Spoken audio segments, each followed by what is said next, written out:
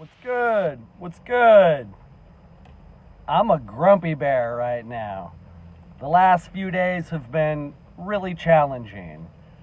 We have some regional executives from our company. They're going to be in the area next week. And so that means we've been running around like crazy just trying to make our store look good. And I already hate my job and I already hate my boss.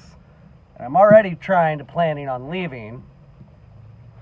But I'm still working hard because that's just integrity. To me, that's what integrity is. You just work hard. You honor your commitments.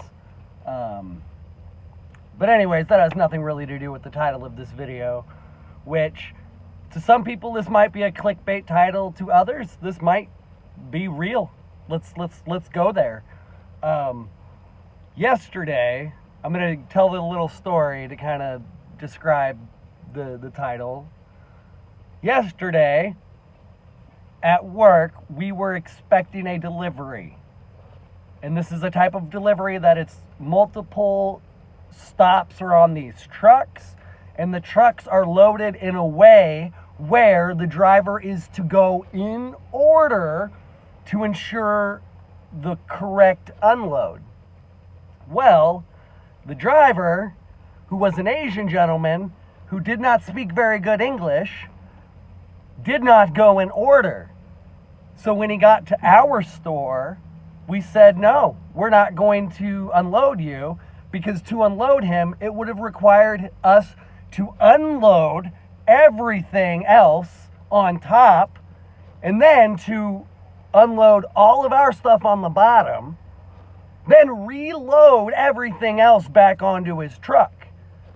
So we said, no, there's a reason you have an order of deliveries, or a delivery order.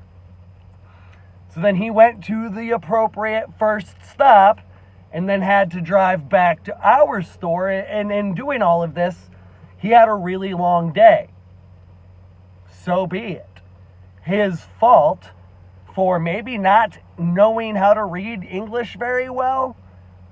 So anyways, by the time he got back to our store to get unloaded, it was past our normal receiving hours time, and I had like 2 team members with me. So it was me and 2 team members running the whole store.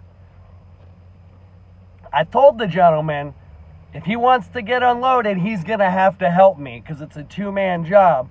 And I can't take away either of my 2 team members from what they're doing.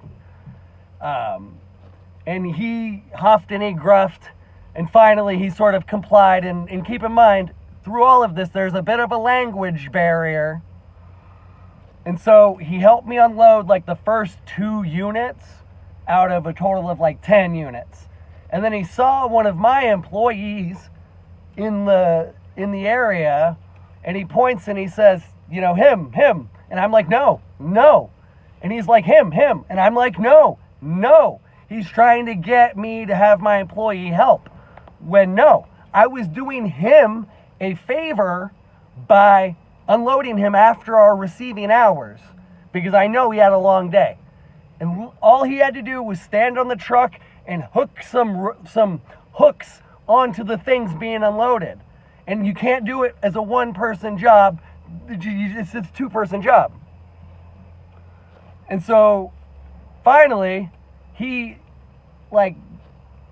as I'm unloading one of the units, he goes and gets in his truck and starts smoking a cigarette. And I get back to the truck with the forklift, and I'm waiting, and because I'm the manager on duty, I had a call, so I went and took care of the call, and I came back, and I used my command voice. I didn't yell, but I used my command voice. This right now, because I know the audio and whatnot isn't great, I try to use my command voice. So this is my command voice. I said, hey, if you want to get unloaded, you got to help me. And the language barrier was a big issue. He's like, you got a guy. I'm like, I don't have a guy. He's like, you got a guy. I'm like, I don't have a guy. It was a lot of this back and forth.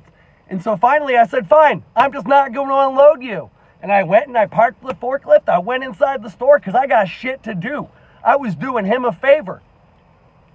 And so finally, he comes inside the store. He's on the phone with his dispatcher. Often truck drivers have a dispatcher that they work with, right? And he's, yelling in some foreign language, some Asian language. I don't know which one. Whatever. And I'm walking through the building. I'm like, man, I got stuff to do. If you want to get unloaded, you need to help me. And he's like holding out his phone like, you talk to my dispatcher. Talk to my dispatcher. And so finally, I grabbed the phone. I'm like, hello. Of course, it was an Indian gentleman. And he's like, hello. I don't do accents very well. And I was like, do you speak English? And he was like, yes, I speak English. And I was like, okay, here's the deal. Tell your driver he has to help me unload if he wants unloaded. It'll take 20 minutes if he helps. And I gave the phone back. I didn't even wait for a response from the dispatcher. I just went right back to the forklift. Then the Asian gentleman, the truck driver, I don't know what his dispatcher said to him, but he finally listened. And he got on the truck and he helped me. It took maybe 30 minutes, but they're not difficult, but they're a little tricky because you're using a forklift and dangling things. And so then I wasn't trying to be rude, but it's extraordinarily frustrating when I have a million things to do. I'm underpaid. I'm tired. I get you're tired because you fucked up that morning. Your fault. So I get that you're tired, but we're all tired. We're all underpaid. And I remember when I was younger and people used to bitch about how foreign people operated the help desk phone numbers. That's frustrating. It is frustrating to not be able to communicate with someone when you have a million things to do. I hate this timeline. I fucking hate this. We're outsourcing things. We're just racing to the bottom of the barrel. Corporations are fucking us all. Today, another story.